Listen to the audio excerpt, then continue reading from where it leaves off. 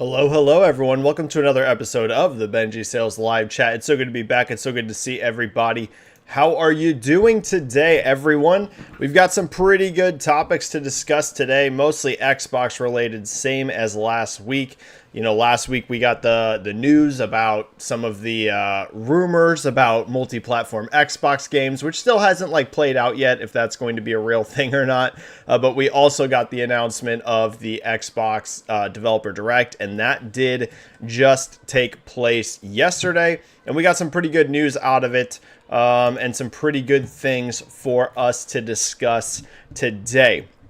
Obviously, the biggest game, I would say, at this Developer Direct, the thing that got the most attention by far, is we finally got the reveal of Indiana Jones and the Great Circle. Now, we knew that an Indiana Jones game existed for a long time, of course, from Bethesda and Machine Games, but we knew essentially nothing about it. Whenever they first revealed this game, it was essentially like a CG teaser, and it didn't even have the title. It just said Indiana Jones. So we knew Machine Games was making it. It was an Indiana Jones game, and we essentially knew nothing else, but we have now actually seen this game, and it got by far the most attention from anything at this Direct. Tons and tons of discussion about first person versus third person, etc., etc. I was looking at YouTube trailer views, and for an Xbox adjacent title, doing great viewership on YouTube. Traditionally, you know, Xbox games, not always, but traditionally Xbox games don't get the same sort of viewership numbers on YouTube as like PlayStation trailers get, Nintendo game trailers get.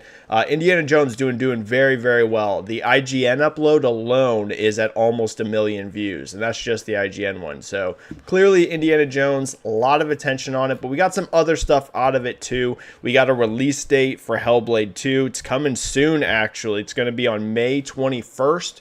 2024. I had a feeling that game was going to be sometime in the first half of the year. There was just some hints and some things that kind of looked like it, and that is the case. May 21st. So coming soon. We got a new look at Avowed. We found out that's going to be coming this fall. So we knew it was nebulously 2024 before. Now we at least have a window. We don't have a date, but it's going to be fall 2024. We can talk about that if you guys want, and really anything from the Xbox Developer Direct. The only other really big piece of news that's breaking right now is this game Palworld. You know, it's kind of Pokemon with guns, and I know the gameplay is not, you know, really like that. It's closer to like an Ark Survival Evolve like type thing. But, you know, the kind of easy pitch is Pokemon with guns. It's absolutely exploding. It's absolutely blowing up. We found this game sold over 1 million units in 8 hours. It did 370,000 plus concurrent players on Steam last I checked. That was its current peak for today. To put that into perspective about how enormous that is, that's in the top 25 peaks for any game ever. That's a higher peak than Grand Theft Auto 5 has got for its all-time peak on Steam, higher than Destiny 2, higher than Starfield, higher than Monster Hunter World. Really just crazy numbers considering I don't think any of us saw this coming. Like, I thought the game would get some attention because it's been memed a bit and people have shared, you know, like videos and stuff. Like, look, it's Pokemon with guns for like the past few years. I was expecting nothing like this. So pretty crazy. We can talk about Palworld if you guys want to, and really anything else in the video game industry. If this is your first time ever as part of my live chat, the way it works, it's a stream, it's a show, it's 100% driven by you, your comments, your questions. We just talk about the latest news in the video game industry. There's going to be a few ways to do that. First of all, of course, there's the free method. You type a question, whatever you want, pops into chat, and I get to as many free questions as I possibly can. If you want to guarantee that I get to your question, there's going to be 2 ways to do that. First of all, there is the super chat method. Type a donation, whatever you want, pops into chat. I get to super chats immediately. The other way is going to be by becoming a channel member. Channel memberships are $4.99 a month, and basically it gives you priority in chat. I guarantee all channel members that they get at least 1 comment or question highlighted every single stream. Usually channel members get way more than that, but that is the benefit for being a channel member, because I can never, unfortunately, get to all the free questions because you guys filled up with so much good stuff every single week. I apologize, I'm starting like an hour later than normal. I had some things coming up. I got some bags under my eyes because I did not get much sleep because we've been having like nonstop snow days for my daughter's school lately. So I keep having to, I work night, as you guys know, so I'm working nights and then having to wake up super early in the morning to get up with my daughter. So, yeah, I'm tired, but I'll be all right. I'll be all right. So I apologize that we're starting a little bit late, but that is the reason why we're not going at the same time frame as we usually do. It's about an hour later than normal. But besides that, we're all good, everybody. So let's get rocking. Let's get rolling. Let's get diving into yo stuff. I see we've already got some super chats popping into chat. All right, we got Jacob Novick, who has re-upped their channel membership for 2 months. Thank you so much, Jacob. Really, really appreciate that. Hi, Benji. Do we think that the Indiana Jones pitch Howard showed LucasArts include this singular game or more like sequels or even spin-offs? My assumption, and this is, again, going to be only a guess. I got no inside information on this, but my guess is going to be that this originally, like, the whole deal is probably structured as a one-off. Don't get me wrong, I'm sure if this is massively successful, you know, Todd Howard, Bethesda, Xbox, Machine Games, I'm sure everyone would love to make more of these, right? Just like we're seeing more Spider-Man games from Insomniac, and I'm only saying that comparison because they're both Disney, right? Disney owns both of those brands. So I'm sure if this does very, very well, Machine Games is probably going to make another Indiana Jones after this, right? I mean, maybe we'll get a Wolfenstein 3, but I kind of get the vibe that they want to step away from Wolfenstein for a bit. They did 3 of those games. I know 2 of them, and really, like, one of them was like a more mid-budget game, but they seem to be enjoying making Indiana Jones, and to be honest, the sales and playership potential is probably a lot higher on Indy than Wolfenstein. So my guess, Jacob, is that for now this was just a single game pitch / contract, but don't be shocked even whatsoever if this performs well that Machine Games follows it up with another one, especially considering Indiana Jones is kind of struggling in the movie space, right? So if Lucasfilm can have, hey, if we're making these super high budget Indiana Jones movies and they're not doing huge box office numbers, like what was Dial of Destiny's final box office? Let's take a look. It's not great. It's not great. Jones Dial of Destiny box office. Let's see. I don't know what exactly it finished at. Okay, so it finished at 384 million and its budget was 300 million. Okay? So that, and guys, when I say its budget was 300 million and it was 384 million box office, that doesn't mean they made 84 million profit. That means they lost at least, you know, $100+ million on it because they don't get the full cut of those box office tickets, right?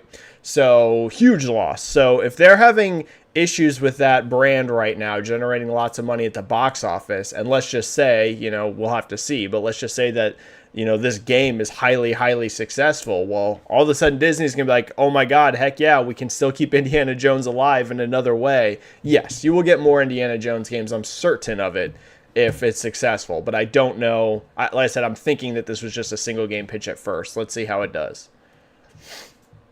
Super Donut 1988 with a 5 super chat. Thank you so much, Super Donut. I appreciate that. Hey Benji, hope you're well. What did you think of Xbox's Developer Direct? I liked it. Also, don't you think we see PS Studios reveal games at PS Showcase? I really, really like the Developer Direct format. I think it's super, super cool. They need to do more than one of these per year, in my opinion, because last year they really only did the one that was like this, and then they had one other one which was like the dedicated one to Starfield, which was cool. I really, really enjoyed that, but I think if they could get like 2 of these a year, one like right at the beginning and maybe one later in the year, that would be like really prime. I would just love to see more than one per year. But yeah, I love the format. I think it's great. I think the production values on them are awesome. I really like that it's like just the devs showing their games. You don't get a bunch of talking heads kind of just spieling stuff at you. You've got people that are developing these games presenting them. You get gameplay footage. You get some behind the scenes. You usually get release dates. So super cool. I love the developer directs. I hope, you know, Microsoft makes this a somewhat more regular thing. It's not going to be one of those things they're going to ever do, you know, 5 times a year. But if we could get even 2 of these per year, not counting like a Starfield one where it's just like dedicated on one game, but I mean these more, you know, 3 or 4 games or whatever, I think that would be ideal. But I love it. Yeah, big fan of this format. I think Xbox finally got their thing. They used to do that one thing. I can't remember what it was called. It was Xbox something, and that never felt right to me. You guys know what I'm talking about. They used to do some other type of stream type thing to present games sometimes, and that to me just never quite clicked. I always thought those felt a little off. Developer directs, though, are done very, very well. Big fan of them. And PlayStation Studios games reveals at a PlayStation Showcase, it's got to be, right? We talk about that on this chat all the time. People are always asking me, where's the PlayStation games? I would have to think this is the year you see them. I mean, I would have to think. I don't want to go super long on it because, like I said, this question pops up essentially every single chat, but almost every first-party PlayStation studio doesn't have a game announced right now. So at some point, they're going to have a floodgate of games being announced simply because there's so many teams without a game revealed. So I would think this year and next year are the years that they really start announcing all this stuff. I don't think you're going to see it all released this year by any means, but you should at least start to see a lot of announcements coming out of PlayStation Studios over the next year to two. I would think. If you don't, then I'd be worried. If you don't get a bunch of new game announcements from PlayStation Studios at all in 2024, I'm not saying released, I'm saying even announced, that would be a giant red flag. And thank you for that super chat. I very much appreciate it. All right. One more super chat just popped in, and then I can start getting to some channel members. Benji dropping a 5. Thank you so much, Benji. Hi, Benji. It seems Microsoft is taking a Ubisoft approach with Hellblade 2. Lesser scope and friendlier price as Assassin's Creed Mirage, a new trend in the industry. Yeah, this is interesting and also surprising. Not what I expected at all out of Hellblade 2. This to me is not actually bad news so much as it's more unexpected news. This is essentially the same scope as the first game, or very similar, right? What is the length of Hellblade 1? Let's go to how long to beat. I beat it, but it's been a while, so I think it might be a little bit longer, but not much. It's essentially the exact same, actually. So Ninja Theory is estimating this game's going to be around 8 hours to beat for Hellblade 2. And if you go to howlongtobeat.com, which is a pretty useful tool for this stuff, it's never exact, but it's pretty useful. Main story, 7.5 hours for Hellblade 1. Main story plus sides, 8 hours. So it's essentially the same length as the original Hellblade. That to me is a massive shock. I thought this game was going to be a lot bigger in scope than the first Hellblade. I didn't expect it to be some giant sprawling 40-hour game, but I thought this was going to be a 15-20-hour game. It's essentially the exact same as the first one. I'm not going to say everything's the exact same. Gameplay and stuff I'm sure is improved. We already can see the visuals are insane. I just more mean like the scope and length, not at all what I expected. So that was a surprising announcement to me. Did not expect it to be a $49.99 game. Thought this was going to be a big $70 game. So yeah, very unexpected news. I don't have a problem with this. I've been on here preaching for a long time that I want to see publishers across the board release more mid-sized games. I think it's better for the industry if there's more options. One thing, though, that is also a little weird to me is how long the dev cycle was for this, considering the scope of the game. That is a surprise, right? This game's been in development for like a minimum of 4 years and maybe up to 5 years. That's a bit surprising, I'm going to be honest, for a game of this length. So these are all surprises to me, because one of the benefits, I think, of shorter games is hopefully shorter development windows. Like you saw with Miles Morales, for example, from Insomniac. They were able to make that game. It's shorter than the original Spider-Man, but they were also able to develop it a lot quicker. Ninja Theory essentially took the development time of a full AAA game and aren't delivering. And guys, I want to be clear. I'm not trying to talk in a bad way about this game. I'm just saying the dev cycle and everything factored in took a lot longer than I would have expected for a game that's 8 hours. So I'm excited for it. I hope the industry keeps making more mid-sized games. I want to see more of them. This is something that Sean Layden talked about, for example, who used to be, over at PlayStation. He's talked about he wants to see more smaller mid-sized games. He thinks it's healthy for the industry. I completely agree with him. Surprising news, though. Not what I expected out of Hellblade 2, but I'm still incredibly excited for it. Okay. Super chats are cleared. Let's get to channel members. Joseki, hello, Benji. The Xbox Direct was surprisingly good in my opinion. I agree. I really enjoyed it. I really liked their one last year too, though. Indiana Jones was the star, but a few things about Hellblade 2 left me puzzled. For some reason, oh, here we go. For some reason, I expected it to be a bigger game than the first entry, especially given the focus it got from Microsoft over the years. They really pushed it like a generation-defining game. I think the years of wait made me expect more, I guess, and that's my point. An 8-hour game was announced in 2019. The development times at Xbox first-party studios are getting extremely long. Also, big note, it being digital-only, lack of options is bad. I agree. I also did not expect this game to be as short as it is. I don't mind short games. I actually like short games sometimes. I'm playing Baldur's Gate 3 right now, for example. And listen, I love Baldur's Gate 3. It's incredible, but I'm up to 110 hours on this game now. And I'm just going to be honest, I'm ready for it to end. And I still have a lot to go. I'm like, all right, I am ready for this game to end.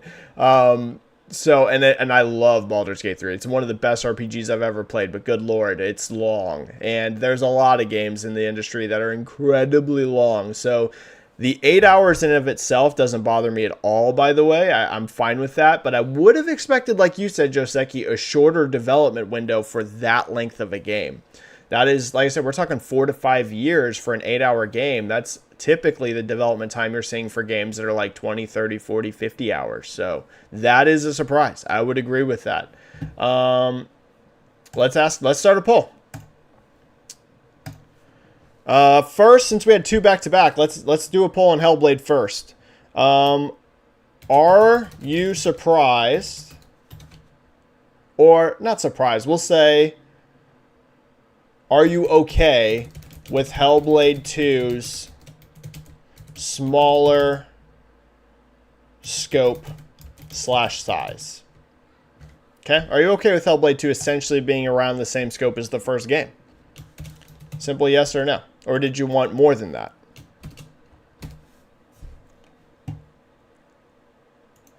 And we'll put and being comparable to the first game.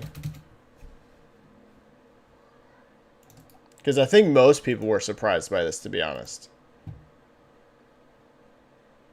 At the end of the day, I'm fine with it. I just would hope in the future, if they continue to make games this size over at Ninja Theory, I would hope that they can get the development time down, like shorter. Because, whew, 5 years essentially for an 8-hour game, that's tough. That is tough. But again, at the end of the day, totally fine with the length. I just wish it was made faster. And yeah, the digital only is a bit of a bummer. We're seeing the industry shift this way, though, right? Look at last year. We had Alan Wake 2, which was digital only. We had Like a Dragon Gaiden, which was digital only in the West. We had Baldur's Gate 3, which launched digital only. There's a physical edition coming that you can get, but it's still, like, as of now, a digital only game. I know you can import, like, one from Japan or something that's physical, but if you're in the West, it's, like, a digital only title. Now we're seeing Hellblade 2. Like, I hate to say it, and this is coming from someone that buys 90% physical, so I'm going to always root for physical games to still exist, but we're slowly moving this way. I mean, it's just very clear. Each year you're seeing more and more digital-only games launching. So, again, it's a bummer. I think it's especially a bummer because Xbox is a platform holder. Like, they have their own console, so I would want them to be one of the last holdouts, right? If other third parties started to move digital first, just to support your own ecosystem and platform, I would love to see the platform holder stick around with physical games longer. But yeah, the industry's moving this direction. You're seeing it year in and year out. We're getting more and more games that are starting to become digital only. So it's a bummer.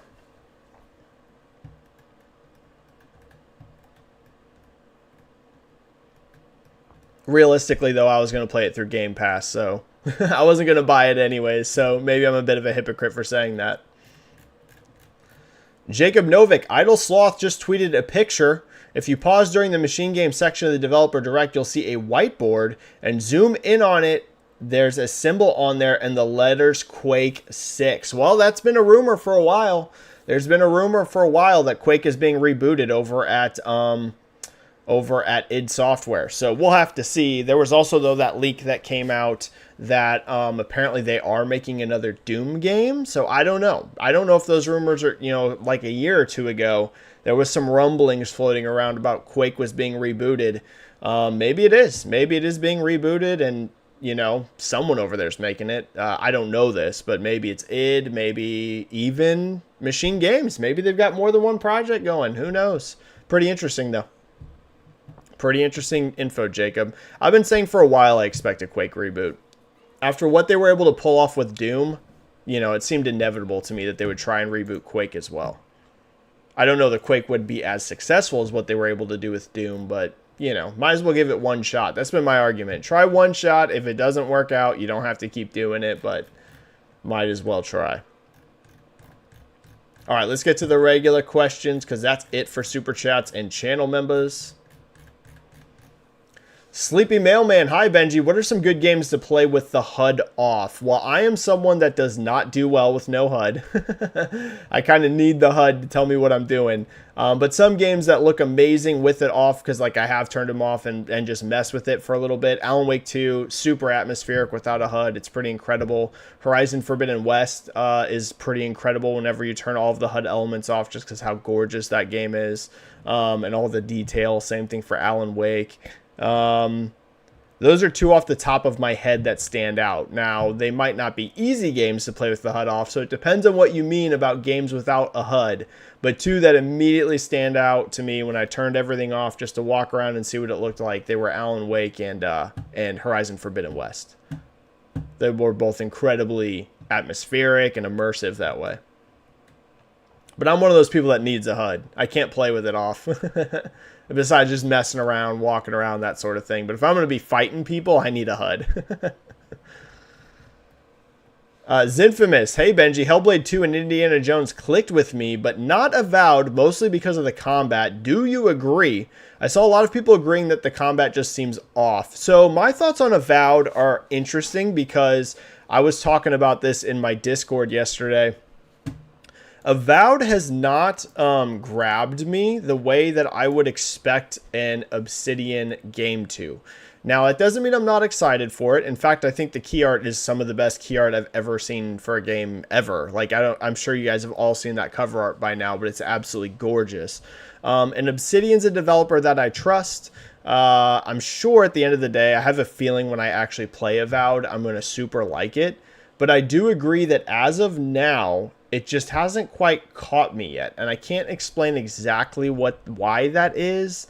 I thought the visuals looked a lot better than the last time they showed it. It's still super bright and colorful and things like that, which was met, you know, with some controversy the first time they showed the game because the very first teaser trailer was kind of like dark and stuff. But I thought like just the pure visual quality looked like a step up from whenever we'd seen it last. I thought it looked actually pretty darn good. I think the visuals are pretty nice for that game. So it's not the graphics. I don't know if it's the combat. I don't know what it is. It's not like I watched the Avowed trailers and I think it looks bad, because I don't.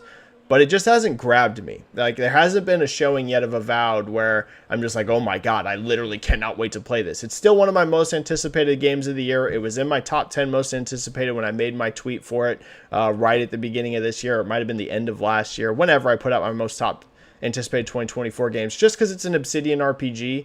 Like I said, I have a feeling when I actually play it, I'm going to really like it. I'd be surprised if Obsidian released an RPG that I didn't like.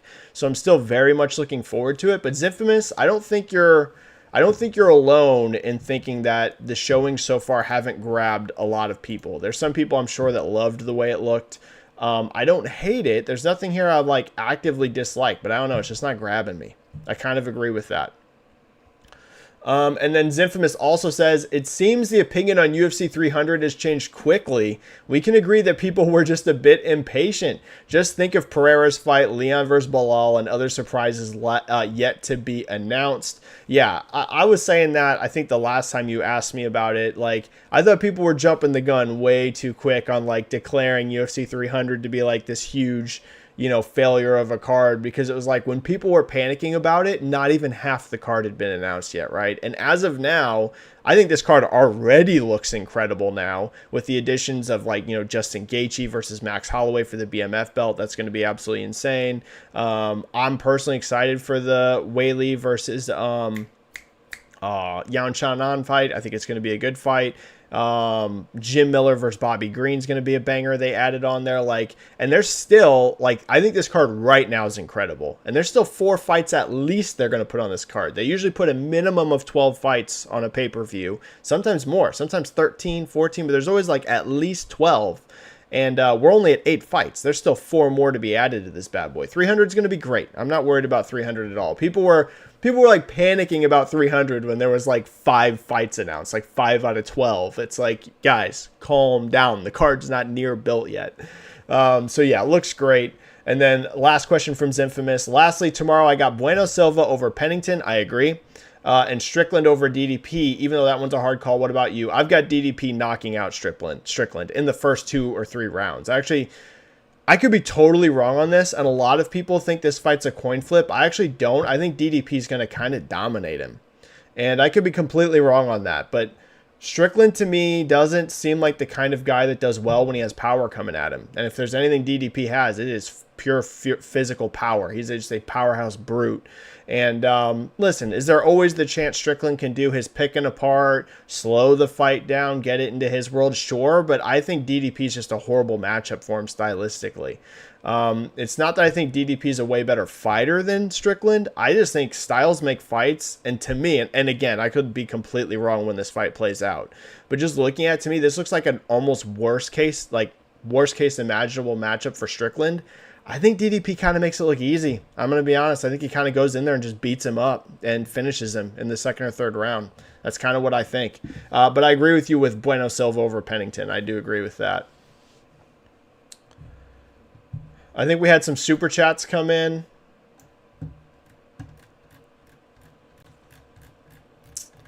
We do. Hamishley Ford has re-upped their channel membership for 9 months. Thank you so much, Hamish. I appreciate that so much, buddy. And you're saying, hey, hope you're doing great, brother. I'm doing good, besides just tired. Just tired. Because like I said off the top, I've been having to get up early with my daughter for like 4 out of 5 school days this week, and I work nights because it's really cold and snowy here. So she's been having lots of snow days, and your boy has been working till late at night and then getting up early in the morning. So I'm feeling it. I'm tired, but besides that, I'm fine. So I appreciate it, Hamish. And then Super Donut with a second super chat. Thank you so much. It's very kind, man. There's 2 super chats in the same stream. Benji, what are your thoughts on Satya Nadella's recent comments? Seems like Xbox's biggest problem is communication PR-wise. So yeah, this has been met with a lot of takes and controversy online. So for anyone that missed this, Satya was doing an interview. I can't remember who it was with. One of the things. I honestly can't remember exactly where this interview took place, but I saw the footage of it. And essentially he was talking about how they were asking him about the future of the video game business, within Microsoft. And Satya made some comments like, hey, we're now positioned, we believe, to launch games on PC, on Xbox, on consoles. And that was the thing that really stood out to people, him mentioning consoles outside of Xbox and things like that. And it has a lot of people wondering, oh, is this lining up with the Hi-Fi Rush rumors, the Sea of Thieves? You have Satya mentioning other consoles. You have some people saying this is him only referring to the Activision acquisition. You have some people saying it's going to mean every Xbox game is going multi-platform. My thoughts on it, Super Donut, is I still think that at the end of the day, at least for now, like I said last chat, I don't think we're in a situation where Microsoft's about to go full third party, where all of a sudden every game that Xbox releases goes multi-platform. But do I think it's going to start becoming a lot more common that you see multi-platform games out of Xbox? When I say out of Xbox, that means everyone, right? Bethesda, Activision, like the whole umbrella. It's not me saying Halo's going to go tomorrow to PlayStation. But do I think over the next 5 years, you're going to just see a lot of multi-platform games come out of that Xbox umbrella of all of these studios? I do think so. I think you're going to see a lot of stuff. Not everything. That's why I said last chat. I think the idea that Microsoft's going to go down to just 0 exclusives and completely exit the console race in the next 5 years, I do not expect that. But do I expect to just see more and more multi-platform type stuff come out of them in various levels and degrees? Sure, I do think so. I think Xbox fans do need to be prepared for that. Phil himself has been trying to prepare people for that.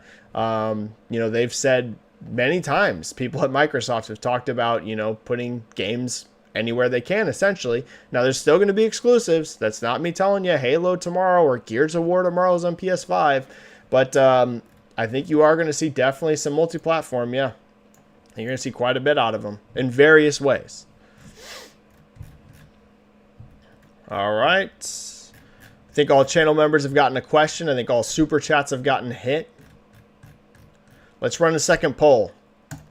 All right, so first poll I said, are you okay with Hellblade 2's smaller scope and size and being comparable to the first game? Most of you are with me. 71% of you say yes. 28% of you, or 29% of you, it's fluctuating, say no. So most people are on board with like this being fine the length. I think we're probably mostly all in the same spot. Like, okay, game length's fine, but it is a bit surprising it took this long to develop a game with this sort of length. But, you know, it is what it is. But overall, most people seem to be okay with the length of the game. All right, so here's going to be the second poll. Which game stood out to you the most at the Developer Direct? So which game did you like the most? Stood out / most liked to you at the Developer Direct. Oops, let me fix that.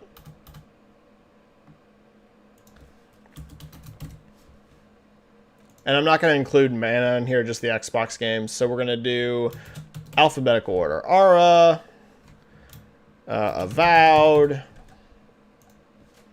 Hellblade 2, Indiana Jones. So what was your favorite game? What did you think looked best there?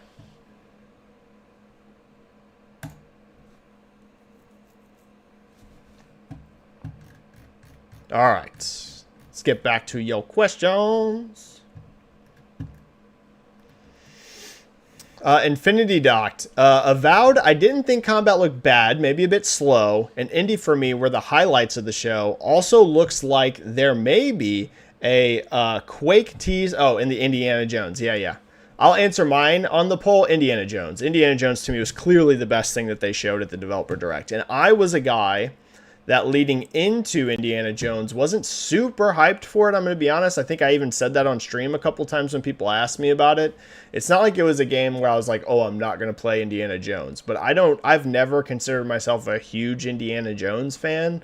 Like, I've only seen those movies a couple times, and I know and I've never even seen Dial of Destiny. I never watched it yet. Like, I like Indiana Jones. It wasn't a property I disliked, but I didn't consider myself a big fan, so I didn't have crazy nostalgia for it or anything.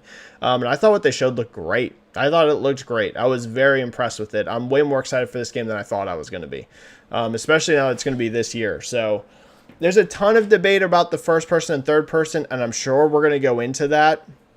I kind of like its first person just to differentiate it from Tomb Raider and Uncharted, because we kind of already have games that are just very similar to what this would play out. Like, if it was third person, let's just be real, it was going to play very similarly to Uncharted and Tomb Raider. And maybe there's some people that really want that. They just want another game that's just like that, especially with Uncharted kind of being on ice right now. I could see that. So it's not me saying people that want third person are wrong. You're not. But I'm kind of glad it's first person just to change it up. So it doesn't feel like another Uncharted, another Tomb Raider. At least it'll feel a little different. So, but, you know, that's going to depend. People are going to have very different opinions on that. Michael Yu, do you know if Palworld is exclusive to Xbox? Currently, yes. The game, in terms of console, it's on PC, but it's exclusive to Xbox on console, yes. The game is blown up on Steam as it peaked at 370,000 CCUs earlier. I imagine it'll peak higher over this weekend as the game seems to be good. Yeah, this is like a shock. Like I said at the top, Palworld's success was something I did not see coming at all. This came out of complete nowhere to me. And I've seen some people compare it to Temtem, the other Pokemon-like game there was. Just to be clear, there is no comparison. There's no comparison. Now, whether that will translate to long-term, this game being successful or not, who knows, right? Who knows what legs look like. But that other game that was a Pokemon-like, Temtem, okay, its all-time peak on Steam, a very healthy, impressive 39,000, right? Almost 40,000. 39,572 was the all-time player peak for Temtem. And currently, for Palworld, the all-time peak is 370,000. They're not even comparable in terms of performance. They're not close. So what Palworld's doing is shocking and crazy and unexpected. As to your question of is it Xbox exclusive, for now it is. I have a feeling that won't be permanently. Keep in mind the game's in early access right now. It would not shock me at all if once this game hits like its 1.0 launch, they also launch like the PlayStation 5 version alongside of it. As far as we know, there's no exclusive contract on Palworld, which is a little interesting. I was talking about this again in my Discord today with some people, and I was like, that is surprising because it's developed by a Japanese studio, and a Japanese studio making Xbox the lead platform is almost unheard of. There's been some rare cases where it's happened, but it is very rare that Xbox gets the priority for the development. Very surprising. So we'll see. Like I said, I'm sure this will probably going to come to PlayStation 5 at some point. Probably with like that 1.0 launch. But yes, for now it is Xbox exclusive. It is not available on any other consoles but Xbox and PC. That's it. Gilly's excited for Avowed and Indie. Cameron Swear, Benji, do you think Rebirth sells more or less than Remake? I'm going to say less. Only because it's a sequel. And it's a sequel that's like very dependent on you playing the first game. And oftentimes those games sell less than the predecessor. Not always. Not always. And there are sequels where it's like, if they're slightly more standalone-ish, they're very, you can definitely see them sell more. But I feel like Rebirth is so tied into Remake. Like, I don't even know how you would play Rebirth and have any idea what's happening if you'd never played original Final Fantasy VII or Remake. Like, that feels like required playing. Now, I haven't played Rebirth. Maybe they do an amazing job recapping it. But it seems like the sort of game, like, you would have no clue what's happening if you just jumped in on Rebirth. So, I'm going to personally guess it sells a bit less than Remake. But I do think it sells better than Final Fantasy 16. So, that's kind of where I'm going to put it for now, and I'd love to be wrong. I would love for them to actually announce that Rebirth crushes Remake in sales, but my guess right now, bigger than 16, but slower than Remake. But hey, hopefully I'm wrong.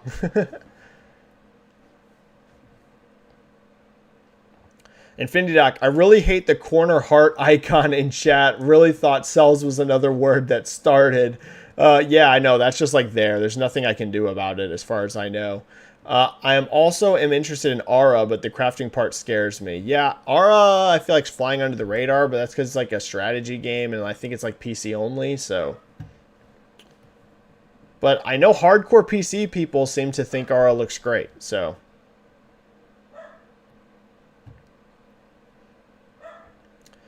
Danger Man, following on last week's topic on Gen Z being more PC, what if Microsoft doesn't do a Series S successor because good chance affordable laptops by 2028 plus really good performance? Great question. Basically think maybe RTX 3080 performance. Can it be possible to do 3080 performance in a $299 console without very heavy losses in 2026, 2028? If younger people move towards PC, then I can see say for back to school, instead of a laptop Series S, it may make more sense for a student going away to spend $200, $300 on a laptop with a really good GPU. It's a great question. We talked about this last chat. I see a lot of evidence that Gen Z is going to be a very PC heavy gaming generation. That doesn't mean that I think Gen Z are all going to be running, the most high-end $3,000 gaming PCs, but a lot of them are playing on just budget range gaming PCs that they're getting just to play stuff like Fortnite and things like that. You're seeing more and more of that with Gen Z. I don't think they're going to ever completely abandon the console. You're already seeing, by the way, the demand between Series S and X flip. I talked about this many times, that that flip has absolutely kicked into gear. Even in December, which is a holiday month, which is a lot of gift giving, which is usually when you think of a lot of deals and sales of like the cheapest option. That wasn't the case. In the US, Series X was almost 2/3 of Xbox sales for the month. That means Series S was only around 1/3 of the sales for the month of December, which is usually gift giving, try and get as cheap as possible. And I know there was good deals on Series X's. There was good deal on Series S too. There's just more natural demand at this point for Series X than S. And It's a good question. Next gen, do you want to know what I would do, Danger Man? And again, Phil knows way better than me how to run that business, and so does Sarah Bond. I personally would not launch a Series S successor, no. PlayStation has had no issues on just having a single SKU. PS5 just has itself, right? Yeah, there's the digital only option, but that's it. It's just the PS5. And they've had no issues. And I know that PS5 just has more demand for it than Xbox. But what I'm saying is they didn't have, like PlayStation 5 didn't have to have a super cheap option on the market to still be successful. You're already seeing the flip happen now where just Series X is selling more monthly than S. I wouldn't do a Series S successor. I think it really worked out for them during the pandemic. It helped them a lot during the pandemic because it was easier to manufacture than a Series X is. They were able to get a lot more units manufactured than they could if they were only making X during the pandemic, and we had all these chip shortages and things like that.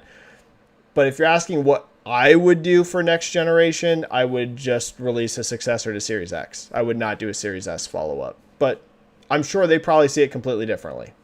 Phil and Sarah and all them probably have data and they think they need to do the 2 SKU thing again next gen. I wouldn't, but they probably think they do. Johnny G22, what's up, Benji? What's up, Johnny G? Blazing Flame, Benji, do you think future Bethesda titles could also release on PlayStation? And do you think all upcoming Activision Blizzard games will release on PlayStation eventually? Let's see what happens with Hi-Fi Rush. If this rumor ends up being false and neither Hi-Fi Rush or Sea of Thieves ever go multi-platform, then all of this discussion we've been having for the last couple weeks means nothing. Microsoft themselves have never confirmed anything about this. As of now, it is still only really 2 sources who are both reliable. So it's not any shade at Jeff Grubb and it's no shade at Steven Totillo. But I'm just saying it's really coming from those 2. I know there's also Nate, but I'm saying, and I'm not saying Nate's unreliable. He's a reliable guy, but I'm saying Grubb and Steven are like straight up journalists. Like that's what they are.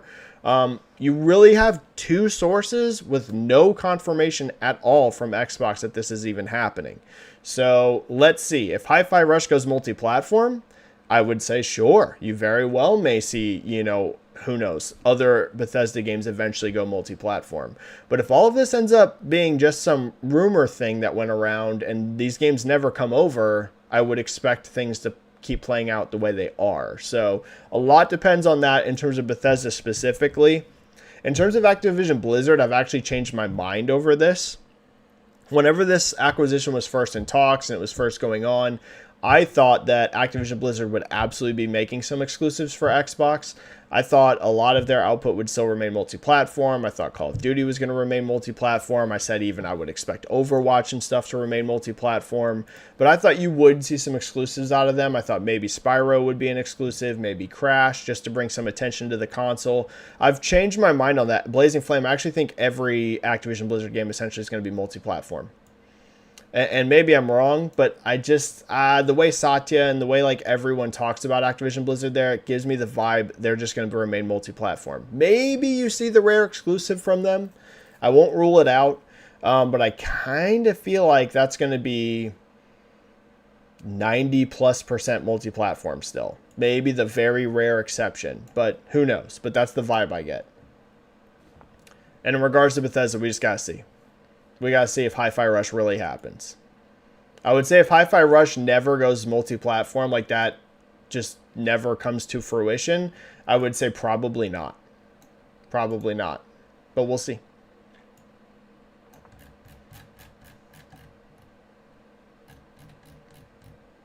All right. Logan Hardy. Hey, Benji. What do you think a studio would want? 10 million sales with completion rate of 20%? Or 10 million players with a completion rate of 50 to 60% of completion rate. Also, Indy looks fantastic of what they showed, but need that uncut gameplay to fully comprehend as have been burned before.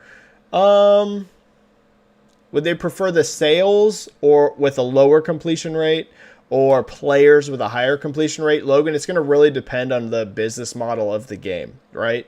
So for Microsoft, I'm going to be honest, they don't care about software sales near as much as PlayStation or Nintendo. That's not a theory of mine. I've been told that from people that work at Xbox. I won't say who, I won't say what level they are, but I've had people that actually work at Xbox tell me that sales are not the end-all be-all for them in terms of video game software. So like anytime like I'll tweet out a player count for an Xbox game, I'll have tons of people be like, you know, why won't Microsoft talk about sales? Who cares about players? It's about sales. Well, you have to remember, Microsoft has a subscription model now. Microsoft would be absolutely out of their minds dumb to think that if they have a subscription model with, let's say, 30 million subscribers, that would have zero cannibalization on their first-party games. Like, that would just be... Obviously, you're going to have cannibalization on your games. That doesn't mean every game that goes on Game Pass gets cannibalized, but very clearly, if you're launching a game on a subscription service for $0 more than your actual subscription fee, it's going to eat into your sales. So Microsoft is going to be well aware we're trading sales for players on this, right? Like that's just it's literally the simple math. So it just depends. I would say that doesn't mean Microsoft doesn't want their games to sell. Sure, if they could launch a game and it get 10 million sales naturally, plus another 15 million players through Game Pass, they would be ecstatic over it. So it's not me telling you they don't care at all. It's just they're going to care less than Sony is. That's just the truth of it. Sony's not launching their games day one on Game Pass, so they're living and dying by their sales, like their raw sales number. So it really depends. On an Xbox game, they would probably actually like the higher completion rate if we're talking about the exact same millions of players, because they're more concerned right now with keeping people on that subscription. Same thing with Netflix. Netflix looks at two things with subscribers. Two, right?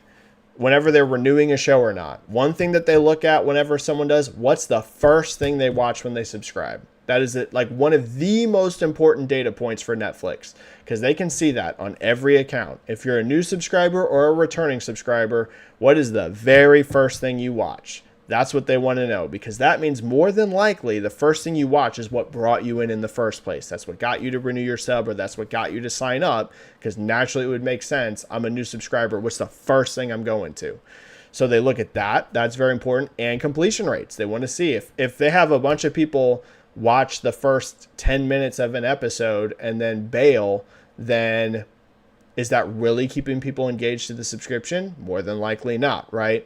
So I would say for someone like Xbox, who really their business model right now is built on a subscription, that again, it's not that they don't care about sales, but if they're seeing a game on a subscription get 50-60% completion rate, they're going to be very happy about that, because that means people are very much investing into their sub and are more than likely going to try to stay subscribed to keep playing that. But if you're someone like Sony or Nintendo, you're going to care a lot more about just 10 million raw sales, regardless of completion rate, than you're going to care about total players, like once you launch a game 3 years later on a sub, right? So I would say really it's not a black or white answer. It depends on the game. It depends on the business model. And the biggest outlier here, the vast majority of publishers, vast majority of developers are going to care a lot more about sales than they're going to care about player count. But Microsoft is the one weird one here, because they have a business model that's very different than anyone else, really. So, in gaming at least, right? Yoda Soda, hi Benji. 2 questions. Do you think Xbox and Activision will bring back licensed Marvel and Transformer games? Probably not. Unless you mean old ones. And then I could see them, like re-upping that license just to put them on Game Pass. 2, do you think if they bring them back via ports or remasters? Okay, so you're referring to the old ones. Via ports or remasters, they will be multi-platform. I think if Microsoft can get a good deal on this, they will bring them back just to get more stuff on Game Pass. Probably all depends on how much Marvel and whoever holds the Transformers license would ask for. If it's going to be a ton of money, I would pass on it, because these are old games and they're not going to do a ton for your subscription. But if you could do it for fairly cheap, I would do it. But it probably depends on how much they want for the licensing fee. And if they came back, I would think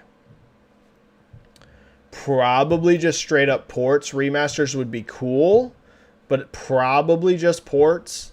And would they be multi-platform? No.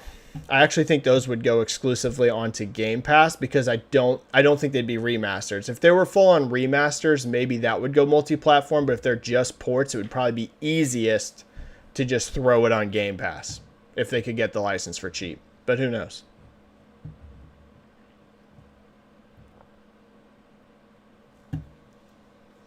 All right, let's run a poll about the controversy. The Indiana Jones thing. But that said, look, this is funny. Despite the controversy online, Indiana Jones completely dominated this poll, which I'm not surprised by. I think it was the best looking game there. So I said, what game stood out most at the Direct? 70% of you say Indiana Jones. It wins in an absolute landslide. 13% of you say Hellblade 2. 11% of you say Avowed. And 7% of you say Aura. I agree. Indiana Jones, to me, was the definite standout of the show. Thought it looked great. Better than I expected. So yeah, Indiana Jones wins in a landslide. But let's address the controversy, right? I don't know if this controversy is actually real or if this is a manufactured controversy, but let's find out. Okay. What is your opinion on Indiana Jones being a mostly first-person game? Love it / totally fine with it. We'll say prefer if it was third person.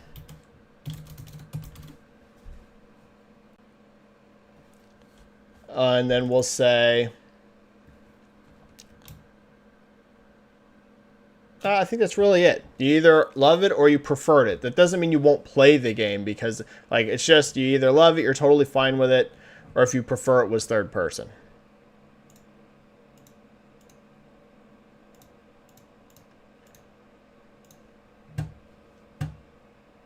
For me, I'm in the maybe here, I'll split it up. We'll say love it. We'll say prefer third person, but still interested. And then we'll say won't play because first person. There we go. That gives you a little bit more nuance. So you love it, you're excited. We'll say you're still going to play it, you're still interested, but you prefer third.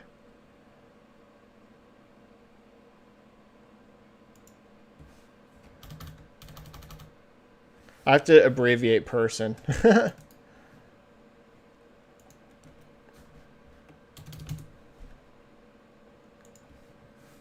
So I have to, this is going to look weird, but I have to abbreviate to per. All right, what is your opinion on Indiana Jones being a mostly first-person game? Love it, you're excited, prefer third person, but you're still interested in the game, even if though you wish it was third person, or you straight up won't play it because it's first person. All right.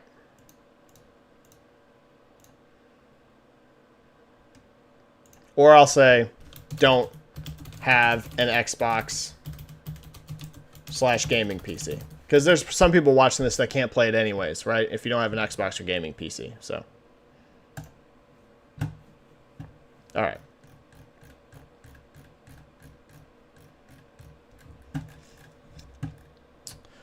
Where we at?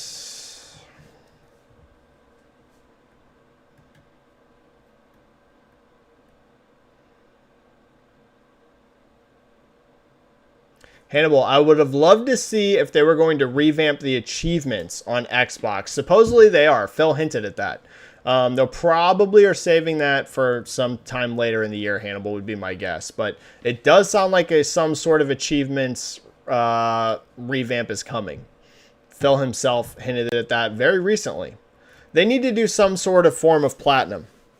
I know right now they have like a game completion thing. They need to make like a way of showing off more that you completed a game. I know that sounds silly, but for those of us that like earning this stuff, like I really like getting platinum trophies on PlayStation because it shows up right on my profile. If you look at it, boom, you've got, I have almost 60 platinums. So someone just looks at my profile and they can go, wow, that dude has almost 60 platinum trophies. On Xbox, like I make zero effort to fully complete games and I know it sounds silly, but some of us really like trophies and achievements. There's no real easy way to like show that off. So they need to have their version of a platinum type thing, I think, on that. And what else they're going to do, I'm not sure, but that's the biggest thing. Easiest, biggest thing is make it to where right on your profile or something somehow. Because, I mean, they show your gamer score, so why not also show, and maybe they do, but I don't think they show, like, just right on your profile, easily accessible how many games you completed.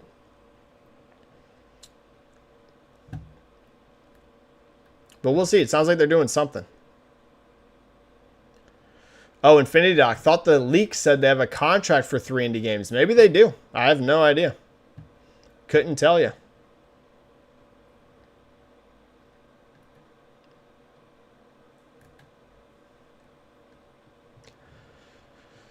Danger Man, Dial of Destiny was a massive budget bomb, considering the 2.5 box office gross needed to break even. Yeah, huge bomb. Giant bomb. They lost more than $100 million, it's been reported on Dial of Destiny.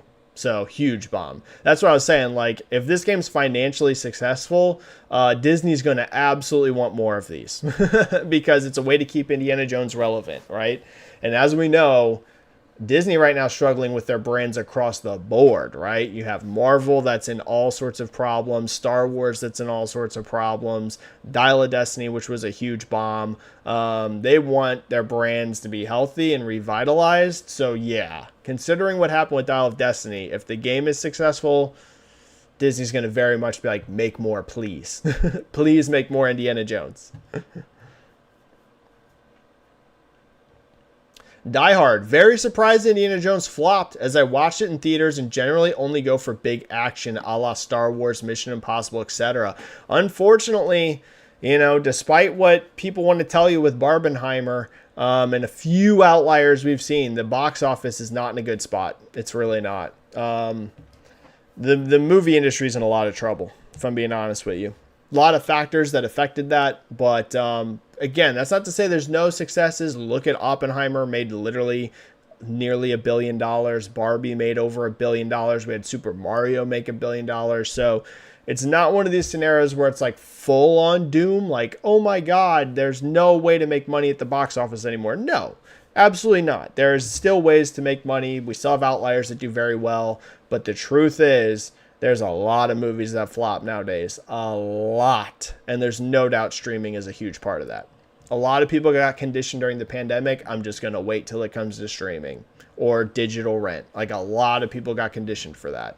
And it's going to have permanent repercussions on the box office. So, again, doesn't mean movie theaters are going to be dead tomorrow and, nothing like that. But there will be long-term ramifications from audiences getting conditioned to just wait till a movie comes to stream or rent it 30 days later at home.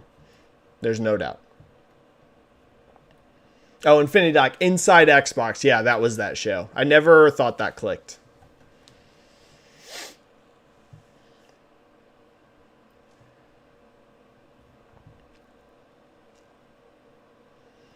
Die Hard expected a smaller game. I thought Hellblade 2 was the least surprising reveal. The last 3 trailers spoke on refining their technology and retooling their studio, inferring the game will be similar in size, and I'm for it. Hey, I would say you are totally, ain't nothing wrong with that. That means you are doing better than the rest of us. But I saw a lot of people surprised at that game length. Again, I never thought this was going to be like some 40-hour game.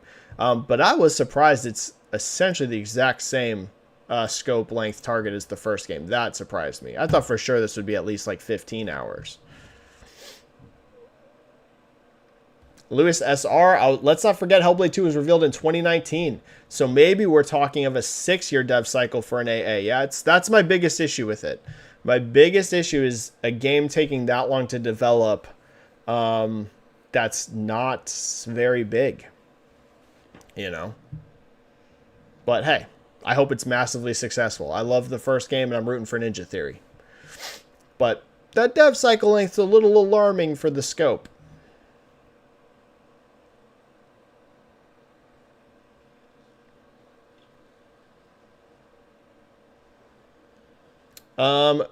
Hugo Galberti. Hi, Benji. Do you think Forza Motorsport underperformed? Yes, I do.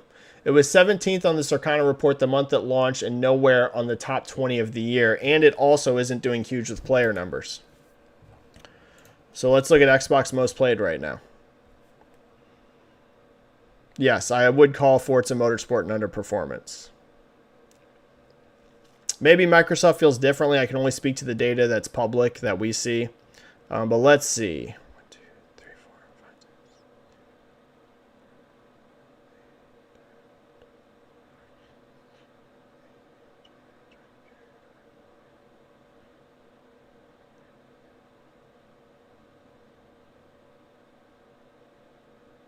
Sorry for the dead air. I'm looking at something. It's not even in the top 50.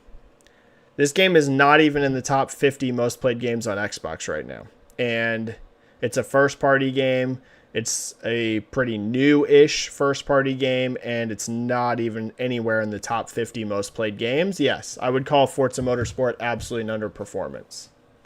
Yep, I would. I think that game definitely underperformed. I talked about this a few chats ago. Like, this is one of the rare examples of, like, almost never seen before where a spin-off came out and essentially completely took over a franchise. Like, people, I said this a few chats ago when we were talking about it, people think of Forza as Forza Horizon now. Like, Forza Horizon is Forza. And I know that's probably a huge bummer for people at Turn 10 to hear, considering they created the franchise. You know, Forza Horizon wouldn't even exist if it wasn't for them. It was built on an engine, you know, that Turn 10 created. Like, I'm sure that's got to be a bit of a bummer if you're at Turn 10 to hear that. It's the truth. It's the truth. Forza Horizon is Forza now. So, yeah, Forza Motorsport, I consider it an absolute underperformance. Maybe Microsoft feels differently. Maybe they think this game did amazing, but I don't see any evidence of that, either in players or in sales.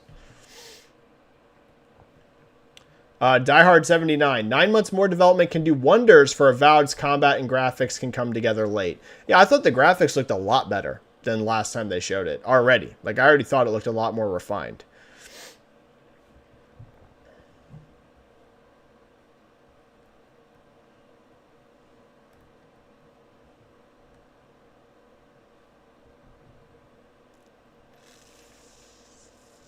Jose Muerco, I agree. I think DDP dominates. Yeah, I do. I just think it's a bad matchup for Sean Strickland. I think there's a lot of top dudes Sean Strickland could beat. I just think the matchup's not good. If you notice, the guys that he has struggled with, they're Alex Pereira, big, heavy puncher, a physical guy. It was, oh, come on. Jared Cannonier he lost to pretty recently, and it wasn't a domination, close fight, but again, Jared Cannonier, big, powerful guy. DDP's another big, powerful guy. I just think it's a bad matchup, and I could be totally wrong. You know, with fights, that's the thing about fights that's so crazy. You never know until they get in that cage and fight. But just on paper, DDP to me looks like a very bad matchup for Strickland. I think it's going to be another case of the big, strong dude, and just, you know, Strickland does not tend to do well against those types. Real physical fighters. He does not tend to do well against them. Dangerman, IMV, the rumored pick and mix attitude to some first party going full multi-plat and some not would be harmful because it's devalued Game Pass. And ironically, it'd make games like Hi-Fi Rush not happening because less Game Pass equals Microsoft not willing to take risks to fill first party calendar out. I think they're in a weird spot. And I think Microsoft themselves know they're in a weird spot, and that's why they're so spotty with like everything they're doing. Because I agree with you. I think there's, we talked about this on the last chat, there's absolute undeniable pros about launching some games multi-platform. Like, do I think Sea of Thieves would generate, again, in a vacuum? We're not going to look at any other factor. We're only going to look at Sea of Thieves, not console sales, nothing. Literally just zero laser targeted in Sea of Thieves only. Do I think if you put Sea of Thieves on PlayStation 5 that Sea of Thieves monthly and yearly now earns more revenue than it was beforehand only on Xbox and PC? Of course, yes, I do think so. The question, though, is that trade-off that you're going to get from something like Sea of Thieves, and again, we're going to assume that this isn't a one-off. We're going to assume that you start to do this sort of thing. Is that trade-off worth sacrificing maybe some Game Pass subscriptions? Is it going to be worth sacrificing some potential console sales, even though Xbox console sales aren't great right now?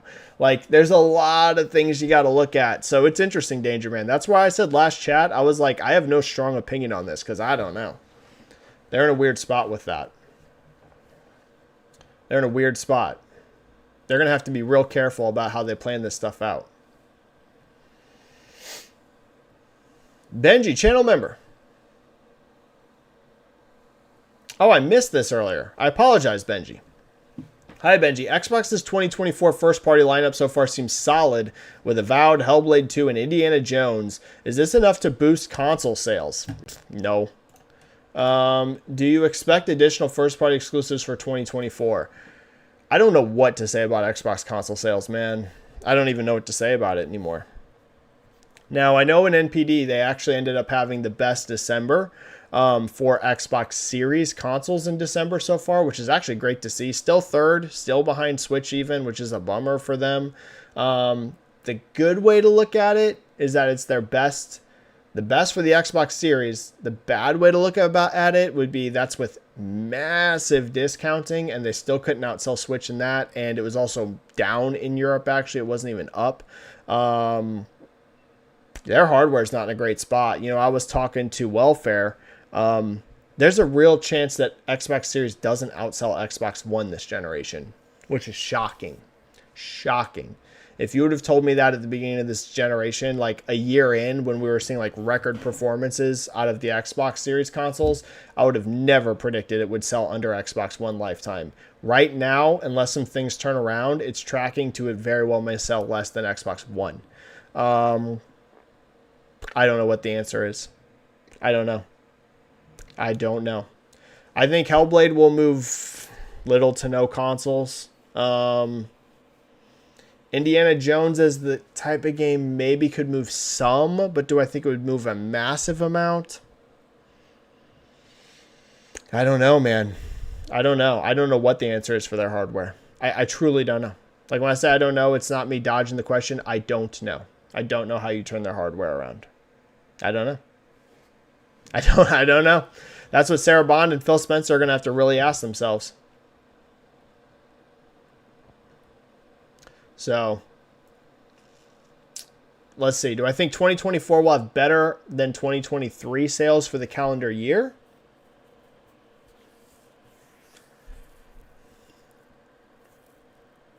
It's an interesting question. First party is better than last year. Because you really only had Starfield last year in terms of like a really big game, because Redfall ended up being not a good game. And Forza underperformed in my opinion. Starfield was the only really big one there. Like this year looks like, I think, across the board a better lineup. But third party to me this year looks weaker than last year.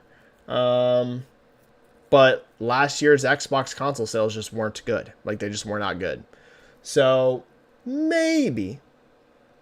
There's a very slim chance that 2024 does sell better than 2023 for Xbox just because the bar is low, right? It's not like how we're comparing to PlayStation, where I said PlayStation is more than likely going to be down year over year in 2024, but PlayStation 4 is coming from a much higher high. Xbox has a lower bar, so their odds of matching or exceeding are closer. But do I expect that this lineup is going to make Xbox Series explode in sales, we'll say. We'll say not that it does a little bit better year over year, but all of a sudden it would explode? No. Nope. But maybe they can match or do a little bit better because their bar is not near as high. Joshua Taylor, definitely indie, but I was surprisingly impressed by Aura. I had no idea they had Civ 5 experience on that team. Like I said, PC players seem very happy with Aura. Not really my type of game, but that community seems very impressed by it. So that's good news. That's good to hear. Hopefully that game does really well. Casual Gamer, hi, I hope you answer. How do you think Xbox will approach releasing games on PlayStation? Case by case, or if Hi-Fi Activision none Call of Duty games all future. Like I said, Activision, I would expect the vast majority of this to go multi-platform. Call of Duty is absolutely going multi-platform. I see no reason why Overwatch would stop being, or Diablos, or that sort of thing. So Activision, just listen. I would expect the vast majority of Activision Blizzard to be multi-platform with maybe a rare exclusive in here every once in a while.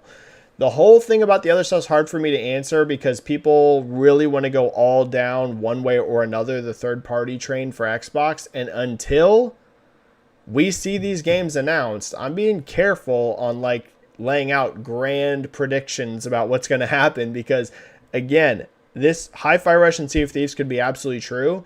There's also a chance that these never come to PlayStation or Switch. Like, nothing has been announced by Microsoft yet.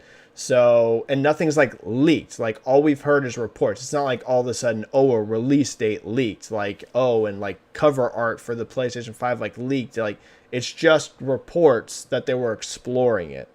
So they very well could pan out.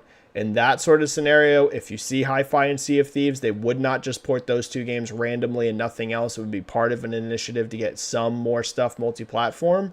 But until that's announced, I'm being a little careful on going too in on this. Xbox is just going to start releasing tons of games on PS5. We don't actually know that yet. Like, we do not know that. Until those games are announced, we don't know that that's happening. Shadowed, Avowed looks very disappointing. And Hellblade being 8 hours for 7 years of dev is insane. I don't know that it's 7 years, but it might be 6. Jason Benjamin, hi, Benji. Do you think Nintendo will still support Switch? 2017 will still get new first-party Nintendo games even when next system releases. If so, for how long? So basically, how long is the cross-gen period? I've already said I expect at minimum the first year, essentially all games from Nintendo to be cross-gen. There'd be no reason to drop Switch with that sort of install base. I mean, look at how long PlayStation was getting cross-gen games. And don't get me wrong, PlayStation 4 sales were really impressive. They're not as impressive as Switch. Switch is a better selling console than PlayStation is, than PlayStation 4. So, like, there'd be no reason to drop that Switch install base in the first year. So, at minimum, I would expect 95% of first-party Nintendo games to be cross-gen the first year at minimum. Very easily could see 2 years of cross-gen from Nintendo. I think third-party, though, is a very different situation because Switch 1 hardware is so underpowered. I think you're actually going to see probably a lot of third-party Switch 2 only games from, you know, like big developers like that, especially like the big Western devs, the EAs, the Ubisofts, the, you know, I was going to say the Activisions, but, well, I guess they still kind of count. You know what I mean? The big Western third parties, you'll probably actually see a lot of Switch 2 only games very quickly from them because the hardware is a lot more powerful than Switch 1. But from Nintendo themselves, you'll probably see cross-gen for a minimum of a year. And I would say way more than likely 2 years. Because that install base is insane, man. It's just so insane. You'd be crazy to drop it like super fast. Except for some rare like things. Super Donut, Benji, are you hyped for Assassin's Creed Codename Red? Absolutely, I love Assassin's Creed. I like some more than others. I haven't played Mirage yet, but yes, I'm a big Assassin's Creed fan. I just hope that it's not... I'll tell you what, man. I really like Mirage... Or not Mirage, I haven't played Mirage. I really like Odyssey, Valhalla, and Origins. Valhalla felt padded to me. And I'm not one of those people that ever complains about games feeling padded. Like Baldur's Gate 3, I talked about earlier. I'm at like 110 hours or something like that in that game. That to me does not feel padded. Like the depth and amount of content in that game, despite the length, like nothing feels like filler. Every single thing in Baldur's Gate 3 feels handcrafted, important. I mean, Valhalla was, I played the whole thing, beat it, but there was times where, man, some of that Valhalla stuff just felt like padding. I was like, this really doesn't need to be as long as it does. I hope that, I know Red's still going to be the big open world RPG like that, but I hope it is a little more content focused, and I won't even mind if it's shorter, because Valhalla to me tipped that scale. Like Odyssey was really long, but I mostly felt good with it. But Valhalla was really the tipping point for that franchise for me, where I was like, I like this game, but there's a lot of filler here. So, but I am excited for it. Yes, I'm excited for Codename Red. All right, we're probably going to go for like 15 more minutes, and then I got to go. We had some super chats come in. Brad Davis, what's up? Brad Davis with a $4.99 super chat. Thank you, man. Great to see you, Brad. I appreciate that super chat, buddy. For Forza, do you think Microsoft knows that Horizon has overtaken Forza? Yes, absolutely. They got to know. I don't know if they really thought it was like definitively the case until we got that real head-to-head with Forza Horizon 5 and Motorsport, but they're just... Forza Horizon 5 and Motorsport are different leagues of performance. So at this point, they've got to be aware of that. Overall, considering super sim focus of the recent title, more sim than previous Forza Motorsport games, I actually think this is part of the problem. I think the best way, and here's the problem, the sim diehards will hate me saying this, but Brad, I think the only way to really rejuvenate motorsport is to kind of go the opposite direction. Have a lot more made up tracks, a lot more arcadey options, a lot more something, man, because here's the thing, like, you don't want to make it like Horizon, because that would just be, you know, the same thing, right? Like, wait, why are these overlapping? Like, you don't want to make Motorsport open world, for example, but there's so much focus on the sim tracks. I don't know there's that much demand for that anymore nowadays, man. Yeah, Gran Turismo's got it, but the Gran Turismo audience is just like, that's all they play for sim racers. Like, the people that play Gran Turismo, they're like Gran Turismo gamers. It's not like your average Joe really plays a lot of Gran Turismo. Like, it's a hardcore fan base for Gran Turismo specific sim racer that they've built for so long. I think for Motorsport, if they want to keep it going, I'm not saying you go super casual, but like more of those made up tracks that can, like, and when I say made up, I don't mean like fantasy. Like, they made like an Alps one for one of the Forza games that was super cool and had like a way different type setting than what you would expect. Like, they got to do some stuff like that, man. I think you actually move away from going ultra sim. But sim racers will hate me telling you that. They will hate me saying that, but it probably stays a niche game. Like, Forza hasn't always been niche. I feel like it's getting forced into a niche by Horizon. Horizon's become so big, it's kind of really taken away from Motorsport. Like, big time. And thank you for that super chat, Brad. Like, Forza Horizon 6 is going to utterly demolish what Motorsport did. They're not even going to be in the same universe. Highlander with a 2 super chat. Thank you so much, Highlander. I loved the Direct. Game Pass looks packed. Yeah, great Direct. I agree. That looked super good. And yeah, the Game Pass this is looking like a good year for Xbox. You got to give them credit. As long as these games review well, as long as the quality's there, there's so many years we've complained about Xbox. But if you really get this year, Indiana Jones, Hellblade 2, Avowed, Flight Sim 2024, Towerborn. Like, if you really get all 5 of those games, and let's say the vast bulk of them are good quality, even if they're not Game of the Year, but they're really good quality, you got to give them credit. That's a much better year than they've had in a long time. So, yeah, I really enjoyed the Direct myself. I thought it was great. And thanks for the super chat, man. All right, just a couple more questions, and I got to go.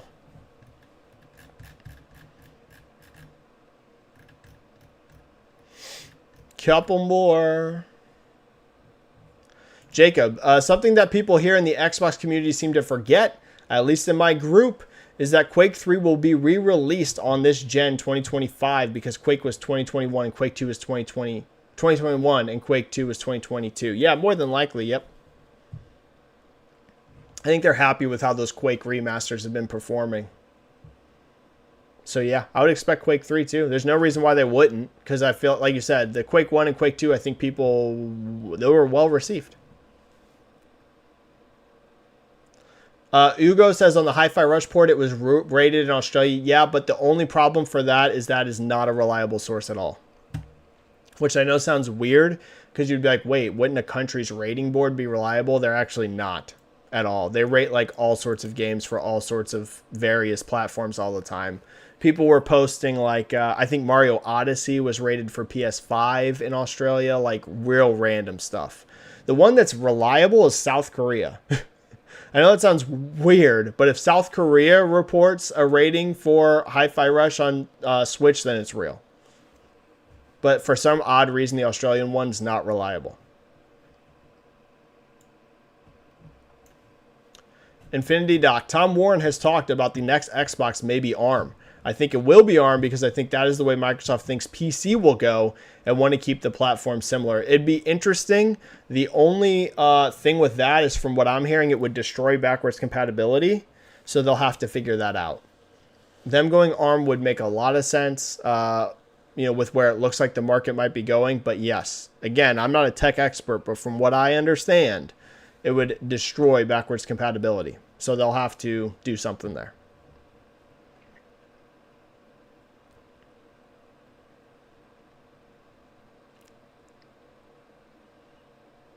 Infinity Doc. The thing is, Microsoft already has games coming to PlayStation like Call of Duty and Minecraft, so he may have been talking about those rather than the whole slate. Yeah, exactly. It's hard to say.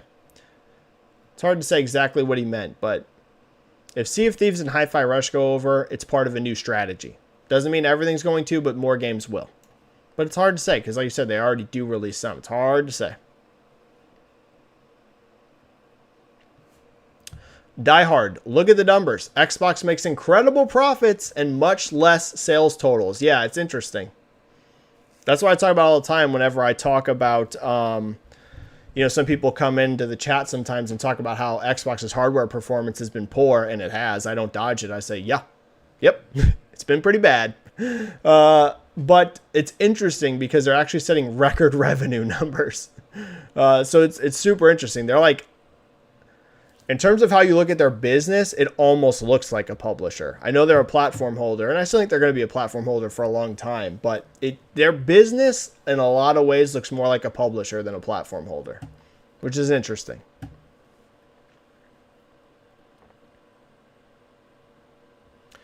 Fanny Doc 343 has said that they have teams working on a new project. Yes, new Halo is in development. That has been confirmed. They haven't called it a new Halo, but yes, and it's going to be on Unreal Engine from all the reports. So, yep, probably next gen. I'd be surprised if you get another Halo this gen, unless it's, like, I could see a cross-gen Halo, but I wouldn't expect that for another, 4 years. And at that point, we're looking at next gen, so. Cross-gen at best, probably, but it does look like it's in development. Deadly 8. Hi, Benji. Sorry I'm late. Do you think PlayStation marketing strategy will change when the new CEO is appointed? Or do you think their marketing strategy will stay unchanged? Do you think they will continue the new current strategy by staying in the dark and not showing anything until they're ready and a few months before launch, aka their current strategy? Well, Deadly 8, here's the bad news. I don't think they're staying quiet because these games are launching in a few months. I think they're still very far away. I just think for PlayStation, it's going to be a rough 2024 from first party. I always have to clarify that because it's not probably going to be a rough year for exclusives on PlayStation. You got Final Fantasy Rebirth, you got Stellar Blade, you got Helldivers 2, you got, a whole bunch of stuff that's third parties working on exclusive games. You got Rise of the Ronin. I think 2024 is just going to be, I'm just going to be honest with you, Deadly 8. I'd love to be surprised. I think it's just going to be a bad year for PlayStation first-party output. I don't think that they're waiting to show games till 6 months before launch. I don't think they have much launch in this year. So I don't think that that's why they're not being revealed. I think they're not being revealed because the teams aren't ready. I think you haven't seen what Naughty Dog's making because they ain't ready. I think you haven't seen what, Ben's working on because they're not ready. I don't think you've seen, et cetera, et cetera. Would I love to be surprised and all of a sudden at the next PlayStation showcase you find out, Ghost of Tsushima 2's this year and Ben's new IP this year? I mean, I would love that to be the case. But I think realistically, 2024 is just going to be a bad year for first-party output from them. And I think that probably starts picking up a lot in 2025. But I don't think the marketing is Deadly 8. I don't think it looks the way it does because they're trying to be secretive and announce a game right before launch. I think it's because they just don't have, they're not in a place they can announce it. So, but if you get a lot of announcements this year, then that could point to 2025, being a big rebound year. So let's hope that's the way it looks. And I'd love to be surprised. Maybe they'll surprise me, and there's some big 2024 first-party games. Benji, I'm mad at Todd Howard reports came out that Bethesda denied Obsidian to make Fallout and Elder Scrolls spinoffs. Yeah, I think that's lame. That's been known for a while, that Obsidian wanted to do more Fallout besides New Vegas, and that they said no. Pretty lame. And if that's still the case, I've said it for a long time, one of the biggest mistakes that's currently being made by both Microsoft and Bethesda is having Fallout just... Like, is Fallout going to skip a generation? You're going to have Fallout skip a generation? Like, if that happens, it's business malpractice. I mean, there's no other way to put it. It's business malpractice. So, if Bethesda game studios themselves are not in a spot where they can get a new Fallout game, doesn't have to be Fallout 5, some form of new Fallout game out this generation, because they did Starfield and obviously now they're working on Elder Scrolls, then the reality is Microsoft, you own the IP. Like, you can just, put whoever you want on it. Whether Todd Howard wants it or not, you own it. So if Obsidian still wanted to do another Fallout, listen, love you, Todd. If I'm Phil Spencer and I need a Fallout game this generation because they're massive sellers, and Todd's telling me, again, if I'm Phil, I love you, Todd. I own it. And I need a Fallout game. And Obsidian wants to make it. So guess what? Obsidian, you get a Fallout game. And that's how that conversation would go. I mean, you don't want to be mean. I would do it in the nicest words possible. But if you go an entire generation without a Fallout, it's business negligence. I don't really know what to say. So yeah, it is a bummer. It's a bummer. And it's not me blaming Bethesda. These games take forever to build. That's why I wouldn't force it on Obsidian. But if we know Obsidian in the past has wanted to make more Fallout, within the first 12 months of me owning Bethesda, if I was at Microsoft, I would have had this conversation. I'd been like, Todd, I know you guys are doing Starfield and it's taking up a lot of time. I know you guys already have Elder Scrolls announced. You're going to that after that. Timeline-wise, it looks like we are not getting a new Fallout game from you. I need a Fallout this generation. Obsidian wants to make it. I mean, you can see where this is going, man. They're going to get it. And that's just what you got to do.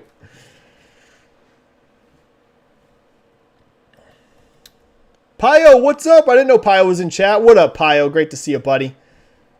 What up, Pio? Shout out. I love the Pio hype. Pio also asked, do you think Switch 2 will have trophies? Dear God, I hope, Pio. This is going to sound hilarious to people that don't care about them. I would play my Switch way more if it had achievements or trophies.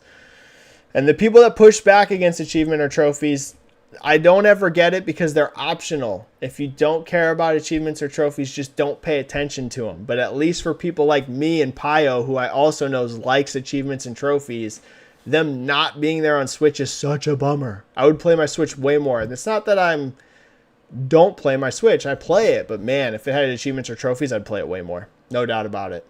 No doubt about it. And I know it's going to sound sad to you if you're one of the people that don't care about it. I get it.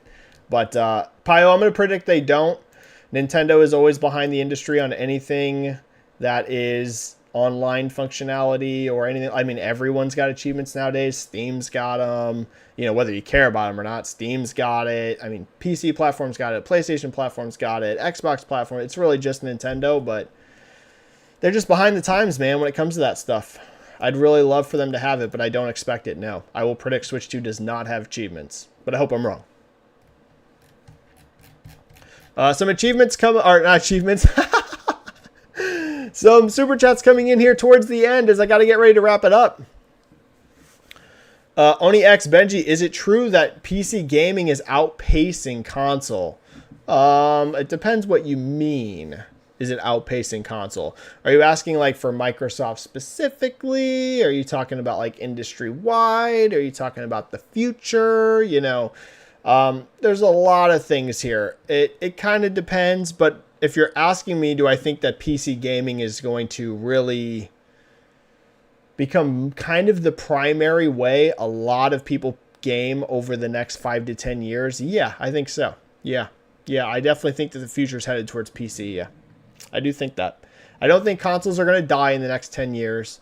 You know, I've always said, like, I've always been against this idea that consoles are dying. We hear it every generation, and there's always different reasons. I remember when consoles were dying because mobile phones, right? No one was going to buy a console anymore because they only played on mobile, and that didn't happen. So I don't think all of a sudden consoles die in the next decade. But PC, I mean, we can just see it through the growth of Steam. It just keeps getting bigger and bigger and bigger and bigger and bigger and bigger. Yeah, I think PC is going to continue to grow and be pretty dominant. Not that, you know, I mean, and Sony's aware of this. Why do you think Sony's releasing PlayStation games on PC now? They're not doing it because they love it. Trust me, PlayStation leadership, they never gave the vibe they loved the idea of putting games on PC. It was more like they felt it was a necessity. Like, okay, we kind of have to start doing this. If you're in a position where even PlayStation, who has had a console-centric focused business hardcore, now is even starting to release games on PC, they see it too. Yeah, it's headed that way. But that doesn't mean consoles are going to die. But PC is just becoming a bigger and bigger and bigger and bigger, more important part of the market. Benji with a 5 super chat. Benji, should Microsoft decide to not launch alongside the next PlayStation? 360 had a full year head start and it helped. Head-to-head launch is brutal for them. I don't know. I don't believe these reports of a new Xbox in 2026. Head-to-head is tough, man. I mean, we've gotten definitive proof really this generation that, because the argument could have been made during the Xbox One generation, because 360 and PS3 were so competitive. So the argument could have been made, listen, Microsoft screwed up in every single way possible during the Xbox One early generation. And I know they did a lot to turn that around later, but as we know, early on Xbox One was in many ways a disaster. So you could kind of blame that generation. Listen, hurt us too bad early on. We weren't able to catch back up. So, you know, look at the series as a fresh restart. And I mean, we're looking at another generation in a row where it's going to be a massive blowout in terms of hardware sales. We're only talking hardware here. It's going to be another blowout. Like, there's just no way around it at this point. We're too deep into the cycle. Again, you're going to look at back-to-back blowout generations in terms of PlayStation over Xbox. Then you start to be like, okay, it wasn't really like a fluke with the one. It's a pattern. And you have to start looking at, can they turn that around? And I think Microsoft is soul searching that way themselves. That's why I think you're seeing a lot of this, you know, talking points we have about some multi-platform stuff and subscriptions and day ones on PCs. And so here's the thing. Should they go head to head or purposely try and launch early?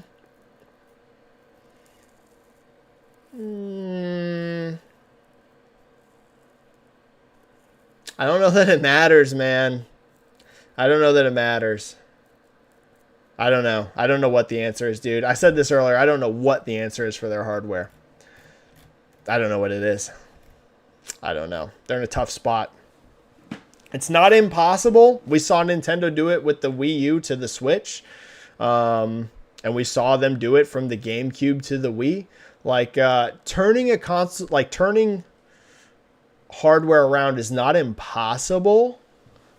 But it's going to be brutally difficult. Yeah, brutally difficult. PlayStation has just become so dominant, man, in that head-to-head. I know Switch is massive. But a lot of times, I say it all the time, Nintendo's kind of looked at as its own thing. Like, you can even tell that looking at the Circana sales charts that came out. Like, it's so funny because if you look at PlayStation and Xbox's, like, you know, top 10, you know, most engaged or best-selling games, it's like, or top 20, I mean, it's like so much third party with like a sprinkling of exclusives. It's so funny because Switch is the exact opposite. It's less like all first party and then like a couple thirds. They're like their own thing. Like, people just know, like, you buy a Nintendo console for those Nintendo games, whereas so much Xbox and PlayStation is third party overlap. like, let's be real, 95% of their libraries, you're arguing over essentially a 5% difference in library. I bet you the math probably comes out to that. I haven't done the math of every single game available on both platforms. And when I say every game available, I don't mean like these tiny, tiny, super indie, like 3 people make. I'm saying your big games that move platforms. You're talking 95% the same. And one brand is just way stronger than the other. Weird spot. I don't know what the answer is, man. I don't know. Weird spot for them in hardware. I probably need to go. I just keep going because I like doing the chats. It hasn't been a huge chat today in terms of viewership. We've had a lot of good questions. I'm probably going to pick another 1 or 2. But yeah, the Xbox stuff's tough, man. I don't know what the answer is. I thought I had an answer a while ago, and I don't know, man. Now it's tough. Now it's tough. The Deadly 8. You don't think the new PlayStation CEO will change PlayStation's marketing strategy? Not in a massive way. Because like I said earlier to your other question, I don't think that the current marketing strategy is being done with the intention of just waiting to show games. Like, I literally just think they can't show them. Like, they're just like, they probably have gone to Naughty Dog and they've just been like, dude, we don't have anything ready to show. Like, we can't announce anything. It's not ready to be shown. And they've probably gone to Bend and been like, hey, you guys, trust me, when they were building that last showcase they did, they were communicating with their first party studios, like, trust me. They were like, you guys ready? You know, do we have something we can show? And Deadly 8, I think their studios just came back and were like, nah, man, we're just not in a place to announce anything. So I don't expect a massive marketing change when the new CEO comes, because I think the reason why you're not seeing these games is they just weren't ready.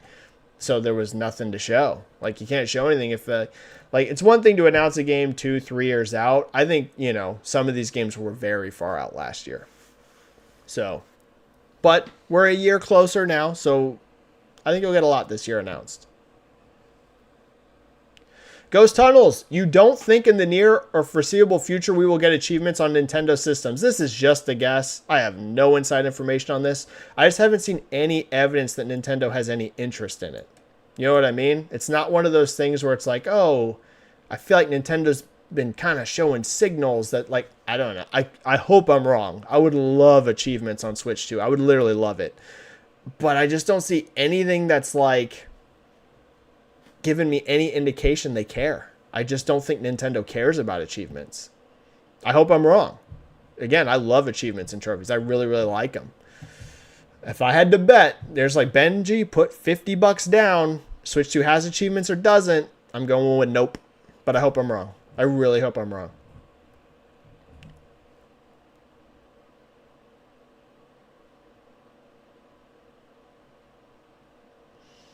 Danger Man, I really think Todd Howard doesn't care about Elder Scrolls. Elder Scrolls skipping a generation is more insane. I think Todd wants to do Fallout 5 over Elder Scrolls, but the fan outrage for that would be crazy if that happened. I also get the vibe Todd cares more nowadays about Fallout than Elder Scrolls. Here's what like I said, they can still do Fallout 5. Like, if I was Phil or Microsoft and I need that new Fallout game, as long as Obsidian's willing to make it, I wouldn't even let it be Fallout 5. I'd be like, Todd, you still get to do Fallout 5, buddy. Like, that will be yours. We'll call this thing New Vegas 2, right? If that's what you want. Well, if Obsidian wants a sequel to New Vegas, I'd be like, you guys get New Vegas 2. Like, Todd, you can get the numbered entries, man. You can keep it. All right, it's yours. Fallout 5 can skip a generation, but I need something Fallout each gen. I need it. I need it. Like, that would not be an option as long as someone was willing to make it. Again, I would never force a studio to do it. But as long as I had a team that felt like they could make it, it wouldn't be up for discussion. It would be like, listen, man, I'm trying to play nice with you, but at the end of the day, I'm getting a Fallout made. You just got to do it for business, man. You got to do it. All right, I gotta go. Let's look at this last chat. Sorry, guys, but I gotta bounce. We've been going for like an hour and 45 minutes almost. Jose, LOL, no joke. Like 40% of the reason I gave up on my Switch because of the trophies. I know it's super silly. But for those of us that like achievements and trophies, they are a draw. I would absolutely play my Switch more if it had them. So I've got my fingers crossed, but I'm not expecting it for Switch 2. Pio gets a question, and then we're out. Pio, Death Stranding 2024 holiday? I hope. Pio, I've got my fingers crossed. You know I love Death Stranding 1. Love that game. I was definitely leaning towards that being a 2024 title like 6 months ago. I've gotten increasingly like, I don't know, man. I don't know. The fact we got no trailer at all last year was surprising to me. We went the whole year without a new Death Stranding trailer. That to me was a surprise. And that's the part that made me be like, ooh, I wonder if this is actually further away than I thought. Because I thought for sure, hey, at least by the Game Awards, we'll get a new trailer for it. But it skipped a whole year. And we all know Kojima likes to have lots of trailers. Kojima loves his trailers. So, again, Pio, I'm hoping. I really, really hope that that's the big surprise holiday game this year we get from PlayStation. But yeah, they went a whole year. There was not a single Death Stranding 2 trailer last year. And that, to me, makes me wonder. It wouldn't make me wonder for all companies, but with Kojima, you know, he likes to have 3 or 4 trailers into the lead up to a launch. So, fingers crossed, man. Hopefully it is this year, but I'm leaning no. I'm leaning it's 2025. All right, and then we're going to read the poll and end it. I said, what is your opinion on Indiana Jones being a mostly first-person game? 48% of you say you love it, you're excited. 44% of you prefer third-person but still interested. 7% only won't play because first-person, and 2% don't have an Xbox game. You see what I mean? I felt like a lot of this conversation was being a little overblown on social media and forums. I mean, if you look at this, the vast majority of people, it's not a deal breaker for them, right? We're talking only 7% in a super small sample size, but this is a pretty hardcore sample size, right? If you're watching the stream right now, you're a pretty hardcore. And those are going to be the people that are most opinionated, I feel like. And only 7% say it's a deal breaker. If you were on Twitter or forums yesterday, you would have thought that for 80% of people, this was a deal breaker. So this does not surprise me, though, that it leans. Listen, 44% of you preferred the third person, but you're still interested. You know what I mean? So that makes sense. I'm not talking about people being like, I wish it was third person, but, you know, it is what it is. There was a lot of people on social media yesterday that were like, Indiana Jones is dead to me because it's first person. And that felt a little extreme. And I think this voting kind of reflects that that was a little extreme. Okay, everyone, I'm going to bounce. Thank you so much for the interaction today. Thank you for the super chats that came in. Thank you for the channel members. Thank you to all of the people that were just in chat like always. Oh, Busy Child. Wait. I missed a channel member. I never want to miss a channel member.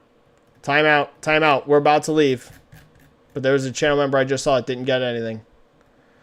Busy Child, GT and Forza are my main games, even though I also play regular games. Hard to motivate myself to keep playing Motorsport right now, though. Yeah, I get it, Busy Child. Motorsport's in a weird spot. Between the hardcores really loving Gran Turismo and then Forza Horizon just dominating the attention space over regular Forza, I feel like, unfortunately for Turn 10, Motorsport specifically, it's in a weird spot. It's got like 2 rocks on either side kind of crushing it, right? You got Gran Turismo, which is just this super hardcore established sim racing brand. And then you got, which Forza used to be able to compete a little bit more with until Horizon came in and just stole all its lunch. And now it's like Motorsport's just, it's getting like squeezed in between both of those, right? And I feel bad for Turn 10. They're going to have to figure something out. But yeah, I feel like Motorsport's in a very tough spot. Okay, everyone, I got to go. Thank you for all of the support and all of the, yada, yada, yada. Like always, subscribe to the channel if you're not already. Follow me on Twitter or X if you don't already. As always, stay safe, play some games, and love you all. I will see you next week, and we will, of course, talk about all the latest news in the video game industry next week. Next week, we've got probably reviews. Not probably, we do. We got reviews for Like a Dragon Infinite Wealth coming in. We've got Tekken 8 reviews coming in, and I'm sure some other stuff. So we should have some good topics next week. Have a good one, guys. Peace. Bye. See ya. Bye, bye, bye, bye, bye, bye, bye.